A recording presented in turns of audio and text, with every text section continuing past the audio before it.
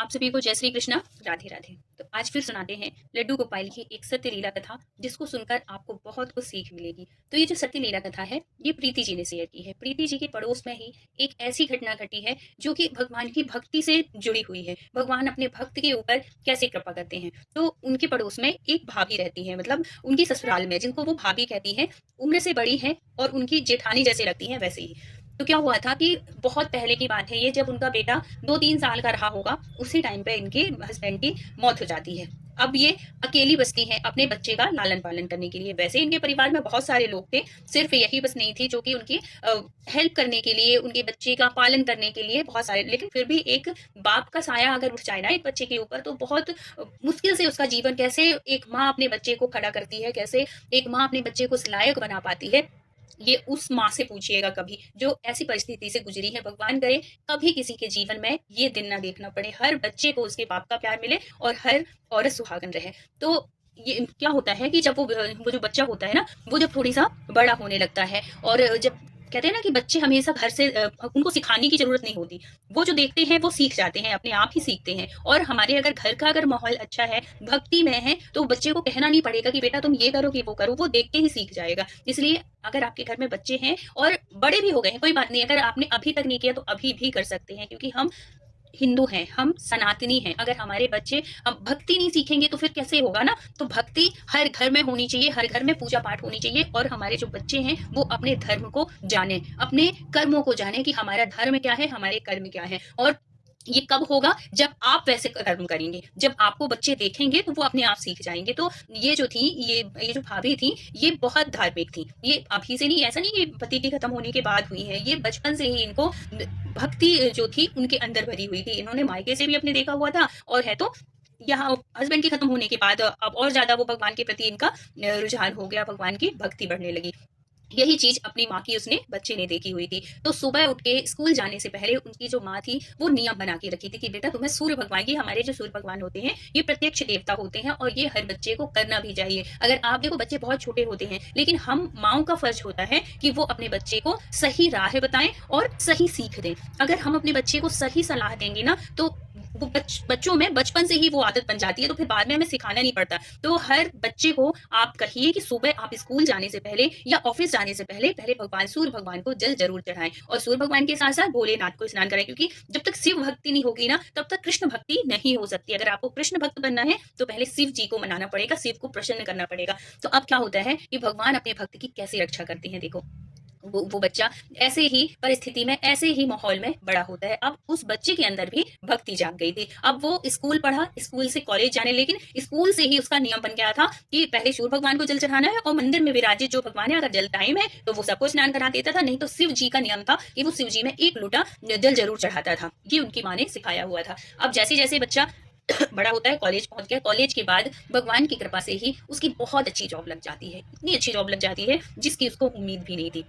सब कुछ कर पाती। भाभी हर बात पे श्रेय देती थी अपने कन्हैया जी को, क्योंकि वो कन्हैया जी की सेवा करती थी। लड्डू गोपाल थी उनके पास, लड्डू गोपाल की बहुत बड़ी भक्त थी।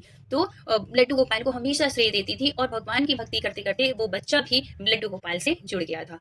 अब इनका क्या था, अब बच्चा जब बड़ा हो गया ना, जब बच्चे हो जाते हैं ना, बड़े हो जाते हैं, तो एक माँ को बहुत हिम्मत मिलती है। पहले तो ये इतना वो नहीं करती थी, लेकिन जब बच्चा बड़ा हो गया, इसकी जॉब लग गई, तो इन्होंने एक नियम बना दिया कि बेटा जब तेरे को सैलरी मिलेगी तब तू एक बार मंदिर जरूर जाएगा, मंदिर में प्रसाद चढ़ाएगा, और वहां मंदिर में जो आसपास बैठे हुए होते हैं उनको जितना तेरा सामर्थ हो उस हिसाब से तू उनको दान देगा। और ये चीज हमें अपने बच्चों को सिखाना चाहिए कि हमें अपनी पॉकेट मनी से, अगर छोटा भी बच्चा है ना तब भी आप उसको सिखाओ, आप उसको देने की आदत डालो। और देने की आदत कोई बाहर से नहीं सीखी जाती, देने की आदत हमेशा घर से शुरुआत करो। आप उसको परोसो तो आप उससे कहो कि लो दादी को भी खिलाओ, दादाजी अगर हैं दादाजी को भी, घर में जितने सदस्य हैं उसके हाथों से दिलवाओ उसको, तो उसको आदत पड़ेगी। और आप हमेशा मंदिर लेके जाते हो, तो मंदिर में भी, जो मंदिर में आप हमेशा देखते होंगे कि भिक्षार्थी लोग इस तरीके के रहते हैं ना, भिक्षा मांगने वाले, तो उनको उस बच्चे के हाथ से जरूर अपने खुद भी दो और उस बच्चे से भी दिलवाओ, तो उसकी भी आदत पड़ी रहती है। तो ऐसी उन्होंने आदत डाला हुआ था। अब वो हर बार जब भी उसकी सैलरी मिलती वो मंदिर जाता, और मंदिर से और मंदिर के पास जो भी भिक्षार्थी रहते उनको देता। यही उसका चलता रहा। कुछ दिन के बाद उसकी ये जो थी भाभी थी, उन्होंने बोला कि बेटा मुझे ना बहुत दिन हो गए हैं, कितने साल हो गए मैं बिहारी जी के दर्शन नहीं की। जब तो स्कूल स्कूल के टाइम पर रहा होगा तब कहीं गई थी ये, उसके बाद मैं गई नहीं हूँ, तो मेरा बहुत मन है वहां जाने का। तो वो कहता है कि माँ अभी अभी मेरी जॉब लगी है, अभी तो मुश्किल होगा, वो लेना, छुट्टी लेना, और फिर बाद में नेक्स्ट मंथ देखते हैं, नेक्स्ट मंथ चलते हैं, ऐसे कह देता है। अब देखो कन्हैया कैसे अपने भक्त की परीक्षा लेते हैं। इनको नेक्स्ट मंथ आता है, इसकी छुट्टी इसने पहले ऑफिस में बात कर ली, जैसे भी इसने छुट्टी ले ली। अब ये रिजर्वेशन कराता है अपना मथुरा के लिए, मतलब वृंदावन जाना है, बिहारी जी के दर्शन करना है। जब ये लोग वहां पे जाते हैं, ट्रेन में जाते हैं, ट्रेन में बैठ जाते हैं, तो वहां पे देखो भगवान ना अपने भक्त की पग पग पे परीक्षा लेते हैं। वहां पे इनको एक ऐसे मतलब दीन दुखियारी सी एक माँ मिलती है, मतलब उस ट्रेन उस बर्थ पे ऐसे ऐसे लगता है, वो जब वो ऐसे देखती है ना, तो उसको अपने उस टाइम की याद आ जाती है, जब वो बेटा छोटा था, उसके हस्बैंड नहीं थे, और ये एक बार मायके गई हुई थी। और जब मायके गई हुई थी, क्योंकि हर समय एक सा नहीं होता ना, कभी कभी परिस्थिति हमारी बहुत कमजोर होती है, तो ये जल्दी जल्दी में ये टिकट लेना भूल गई थी, और ये रिजर्वेशन वाले डिब्बे में चढ़ गई थी। तो इनकी स्थिति ऐसी थी कि इनको किसी ने उसमें बैठने को नहीं दिया, क्योंकि सबकी अपनी अपनी पर्सनल सीट होती है। बहुत कम ही ऐसे लोग हैं जो कि ऐसा करते हैं कि अपनी सीट कभी किसी को दे दें बैठने के लिए, कि ठीक है आप आ जाइए, या रात में ऐसे कोई शेयर कर ले, बहुत मुश्किल होता है। तो जब वो औरत को देखती है एक बच्चे को लिए हुए, तो वो बहुत उससे पूछती है कि कैसे क्या हुआ, तो उसने बताया बिल्कुल वही स्थिति उस लेडी की भी थी, कि उसको भी पहले से या तो रिजर्वेशन नहीं कराया होगा, या कि परिस्थिति ऐसी नहीं थी, तो उसने टिकट भी नहीं लिया, जल्दी जल्दी ट्रेन का आने का टाइम जो भी जैसा भी रहा हो, तो उसने टिकट नहीं थी, तो वो इस वाले उसमें चली गई। अब रात हो गई, तो अब रात में जहाँ पे भी बैठे सब अपना अपना बिछा लिए सीट, अब उसके लिए कहीं अब वो बच्चा भी रोए। अब बच्चे को तो भाई माँ है, बड़ी है, बड़ा जो भी इंसान रहेगा वो कैसे भी करके मैनेज कर लेगा, लेकिन बच्चे को तो नींद आई कि उसको तो सोना रहेगा, तो सब मना कर दिए। तब इनको अपने उस टाइम की याद आती है, और उस बच्चे को वो कहती है कि ये मेरी सीट में सो जाएगा, आप परेशान मत हो, और उसको अपने उसमें सुला लेती है। और लेकिन बच्चा तो छोटा सा बच्चा है, उसको तो अपनी माँ चाहिए, उसको तो माँ को पहचानता है, उसको कोई किसी और के साथ तो सोएगा नहीं। तो जैसे ही वो उसको सुलाती है, वो उठ जा रहा था, वो सो ही नहीं रहा था, रोए जा रहा था अपनी माँ के लिए, क्योंकि वो फीड करता था उस टाइम पे। अब ये क्या करे, अब दूर का सफर, पास भी नहीं, रात का टाइम है। लेकिन देखो जो भक्त होते हैं ना, वो बड़े दयालु होते हैं, और ये भक्ति की पहचान है कि आपके अंदर भी ना दूसरे का दर्द देख के आपको वो दर्द महसूस हो, यही भक्ति की पहचान है। तो वो क्या करती है कि वो कह देती है कि ठीक है आप आ जाओ इस सीट में, और है तो वो उसको बिठा लेती है, मतलब लिटा देती है, सुला देती है कि आप इसके साथ सो जाओ, जब तक ये सोया नहीं है तब तक आप। लेकिन वो बच्चे कहाँ, जैसे ही वो तो बहुत उनको आशीर्वाद दे रही थी, बहुत धन्यवाद दे रही थी, भाई इससे बढ़ के क्या होगा आज के टाइम पे, कौन ऐसा करता है ना कि अपनी सीट किसी को दे दे। तो जब ऐसा होता है, तो वो कहती है कि ठीक है इसको बेटे को सुला दूं, फिर मैं नीचे आ जाऊंगी, आप लेट जा रहे थे। लेकिन वो बच्चा भी या भगवान भी ऐसी परीक्षा ले रहे थे कि वो जैसे ही वो सोने के लिए करें, वो बच्चा जाग जाए। वो अपनी माँ को पहचान रहा था, बच्चा बहुत छोटा था, लेकिन फिर भी माँ का एहसास एक अलग ही होता है, दूसरा कोई अगर आ जाए तो बच्चा पहचान जाता है। तो ऐसे ही हो रहा था। फिर इन्होंने फाइनली उन्होंने कहा कि ऐसा करो कि तुम ही उसके साथ सो, कोई बात नहीं, एक दिन नहीं भी सोंगी तो कोई बात नहीं, मैं दूसरे कल जाके मैं वहां सो, कल जाने सोती कैसी, वो तो बिहारी जी के दर्शन करने जा रही थी, इतना तो टाइम भी नहीं था, 2-3 दिन के लिए ही जाती तो वृंदावन में पूरे दर्शन करती, और फिर बाद में उसके पास आस-पास मथुरा, और हो सकता है कि सोरी जी के भी दर्शन मिल जाते। तो इस तरह भगवान अपने भक्त की परीक्षा लेते हैं। लेकिन ऐसे कर्म करने से ना जो भक्त होता है उसके मन में दुख नहीं होता कि मैं रात भर सो नहीं पाई, या कि मैंने अपनी सीट दे दिया, मैं क्यों दूं, बल्कि उसको अंदर से इतनी प्रसन्नता होती है, उसको इतनी खुशी होती है कि मैंने कुछ अच्छे कर्म किए, मैंने कुछ अच्छा किया, अंदर से खुशी महसूस होती है। ऐसे ही हो रहा था इनके साथ में। अब जब ये पहुंचती हैं वहां पे, तो कोई त्योहार था भगवान के ही, जन्माष्टमी से आगे पीछे का कुछ टाइम था, ऐसे ही गई थी। तो उस टाइम पे तो वृंदावन में बहुत भयानक भीड़ होती है, सब लोग कह रहे थे कि बहुत भीड़ है, बहुत भीड़ है, कैसे दर्शन होंगे। अब इनको भी बहुत सालों के बाद आई थी, और बेटे को भी ऐसी आदत नहीं थी, भीड़ भाड़ में कभी ऐसे लेके ही नहीं गई थी, तो उसको भी आदत नहीं थी। तो वो भी बार बार कहे माँ कैसे चलेंगे, कैसे दर्शन होंगे, इतनी ज्यादा भीड़ है, क्योंकि उस गली में ही घुसते साथ पूरे इतनी हजारों की भीड़ थी। ऐसे चल रहे थे बिल्कुल रेंग रेंग के लोग, इतने 5 मिनट की रास्ता जहाँ की आधा पौन घंटे में हो रही थी, पार हो रही थी।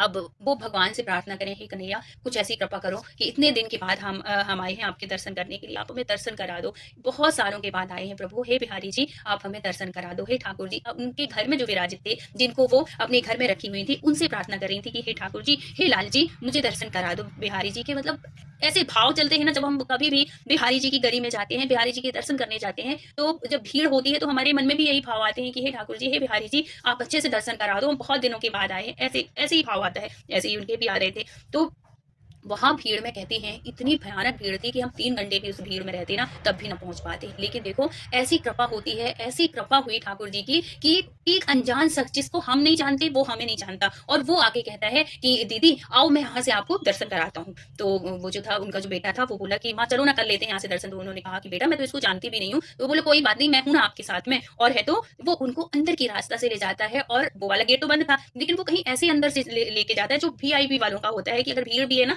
तो जो वीआईपी लोग होते हैं ना, वो अंदर से ही जाके दर्शन करके, गेट बंद रहेगा और वो बड़े प्यार से दर्शन करके और वापस ही आ जाते हैं। ऐसे ही हुआ इनके साथ। वो जो शख्स थे, वो जो जिन्होंने इनको बहन बोला था, वो उसको उनको दोनों को, माँ बेटे को लेके जाते हैं और बिहारी जी की बिल्कुल मंदिर खाली, मतलब ऐसे पूरा खाली नहीं था, 150 लोग थे, पूरा इतना बड़ा जो अंदर का हॉल है वो पूरा खाली खाली लग रहा था। वो बिल्कुल सामने से उनकी चौखट के पास से बिल्कुल ऐसे बिहारी जी के दर्शन करती हैं और अपने आप को धन्य करती हैं कि वाहिर लाल इतने वर्षों में दर्शन दिए, लेकिन बहुत प्यारे दर्शन दिए। तो बिहारी जी कन्हैया, हम अपने कन्हैया से अगर कोई प्रार्थना करते हैं ना, तो वो हमारी प्रार्थना जरूर सुनते हैं और उनको पता होता है कि कौन सा भक्त किस भाव से आ रहा है। और उनके मन में ये भाव आया कि ये जो मैंने रात में ये जो किया, ये जो कुछ शुभ कर्म मेरे से हुए, हो सकता है ये उसका फल हो। और ऐसा होता है कि जब हम कुछ अच्छे कर्म करते हैं ना, तो हमें कुछ दिन में भी उसका परिणाम हमें देखने को मिल जाता है, हमारे शुभ कर्म का फल हमें जरूर मिलता है। इसलिए जो भी आप अगर भगवान के भक्त हैं, बिहारी जी की अगर आपके ऊपर कृपा है, आप ठाकुर सेवा करते हैं, तो ऐसे कर्म करने में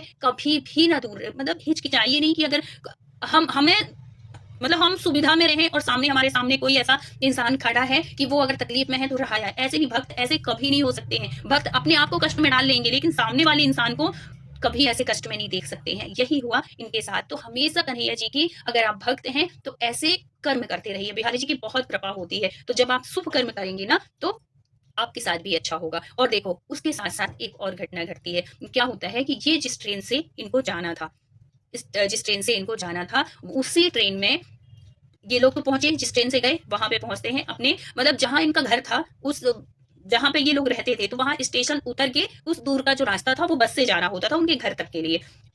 3-4 किलोमीटर का जो रास्ता था वो बस से जाना होता था। तो ये उस ट्रेन से पहुंचे अपने घर, 3-4 दिन, मतलब सब कुछ अच्छे, बिहारी जी के दर्शन, राधा रमन, राधा बल्लभ, सबके अच्छे, वृंदावन के सभी ठाकुरों के दर्शन करके, भगवान की कृपा से, कन्हैया की कृपा से, किशोरी जी के भी इन्होंने दर्शन किया। और फिर बाद में ये वापस जब होते हैं अपने, जिस दिन का इनका रिजर्वेशन था उस दिन जाते हैं। और फिर बाद में जब ये घर के लिए जाते हैं, तो जो इनके लिए दो बस का टाइम होता है। एक पहुंचती है 2 बजे के करीब और एक रहती है शाम को। तो ये जो बस थी, जो 2 बजे जाना था, तो इनकी जो ट्रेन थी वो पहुंच जाती है 12 बजे। तो 12 बजे इनकी ट्रेन पहुंच गई, लेट हो गई तो 12:30-1 के करीब पहुंची। बस का टाइम बहुत अच्छा था, 2 बजे के करीब बस जाती है। अब ये जब बस स्टॉप पे चलते हैं तो बस आने वाली ही होती है कि इतनी भीड़ थी उस बस में कि बेटा कहते था कि माँ इससे नहीं चलते हैं, दूसरी से चलेंगे। तो वो कहती है कि नहीं, फिर बहुत रात हो जाएगी घर पहुंचने में। उसने बोला कि नहीं, इससे नहीं, बहुत भीड़ है इसमें, दूसरे से चलते हैं। अब वो बस जैसे ही जाती है वो निकल जाती है। अब ये 5 बजे वाली जो जो शाम को आती है, वो वाली बस जो थी, अब उसमें उसका इंतजार करने लगती है। इतने में इनको कोई मिल जाता है रास्ते में, बोलते हैं कि भाभी चलो हम छोड़ देते हैं, उसी तरफ से निकलेंगे।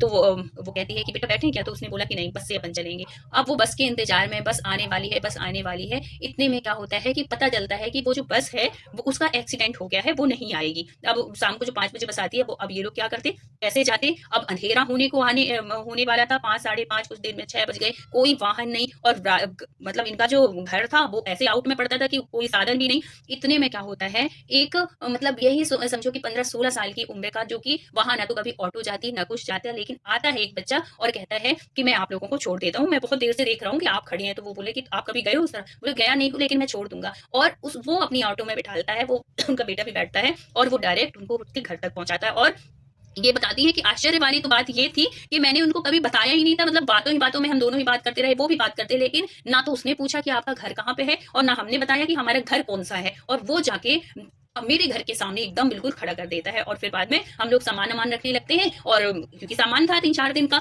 सब सामान अपने गेट के अंदर करने लगते हैं। और मैं देखती हूँ कि चलो अब उसको पैसे दे दूं, और जैसे पैसे देने के लिए वो करती हूँ कि वो है ही नहीं। तो ये देखो, तो फिर बाद में उनको ध्यान आता है कि देखो, ना तो मैंने उनको घर बताया, ना मैं कुछ ऐसा बताई, लेकिन वो बीच बीच में ऐसी बातें बोलते थे कि जैसे उसको सब कुछ पता हो हमारी बारे में। तो ऐसे भगवान कृपा करते हैं। अगर हम भक्त अगर कभी ऐसी मुसीबत में पड़ जाते हैं ना, तो भगवान साक्षात किसी ना किसी रूप में आते हैं और हमारे साथ ऐसी लीला करते हैं। तो ये कब होता है? जब हम भक्ति से जुड़े होते हैं, जब हम धर्म से जुड़े होते हैं, जब हम अपने कन्हैया से जुड़े होते हैं। तो भगवान की भक्ति करते रहिए और भगवान इसी तरह अपने भक्तों के ऊपर कृपा करते हैं। तो अगर कहानी अच्छी लगी हो तो प्लीज लाइक, शेयर और सब्सक्राइब करिएगा। तो बोलिए राधे राधे।